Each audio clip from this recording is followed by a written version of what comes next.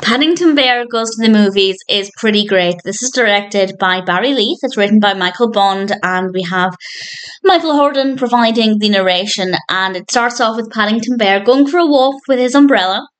And there will be spoilers as I discuss what happens in this. I won't go into every tiny detail, but there will be some spoiler information. And he tries to go to the cinema, but he can't because he's under 16 and he needs to be accompanied by an adult. He wants to go and see Singing in the Rain. But as he's walking away, he hears some music coming from inside and he peers in through the door, and we actually get to see a bit of Singing in the Rain, which is great. And then Paddington Bear launches into a dance routine to the music of Singing in the Rain, and it looks like it's raining, and the movements of the bear are just so fluid and so fantastic. Really thoroughly enjoyed that. It helps that I, as a very big Debbie Reynolds fan, love Singing in the Rain, and I found that to be rather delightful. He then goes home and tells everybody about this, and they decide that they'll all go to the cinema that evening because Paddington Bear's never been inside. And then off they go, and Paddington goes wandering with his marmalade sandwich and causes some problems because he gets into parts of the cinema he really shouldn't be in. And I'll say no more than that. I thought it was a delightful story. I thought the narration was brilliant. Paddington doesn't look as great with the black hat. I feel like we were missing a pop of colour that we get with some of the other costumes. But aside from that, I thought visually it was brilliant.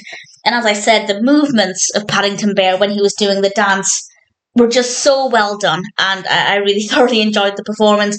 I loved seeing inside the cinema. I think they made a really great use of the different aspects, and there wasn't really anything in this that didn't work well. As a narrative, it might be one of my favourite Paddington Bears. Visually, it's maybe not as engaging as some other Paddington Bears. I feel like some others just have a greater attention to detail and a brighter, more appealing colour palette. But that being said, I still enjoyed it. And if you're a Paddington Bear fan, you'll definitely like it. If you particularly like cinemas or films, then it'll have that extra layer that I think will really appeal to you. I had fun with it. It might not be my favourite Paddington, but although I'm slightly biased because of my love of Debbie Reynolds and Singing in the Rain, I still really enjoyed it. And whether you're new to Paddington Bear and you think this might appeal to you, or you're already a Paddington Bear fan and you either haven't seen it or you don't remember it, it's one that I say is worth checking out, and I don't know if I'll ever watch it again. Maybe one day, probably not in a hurry, but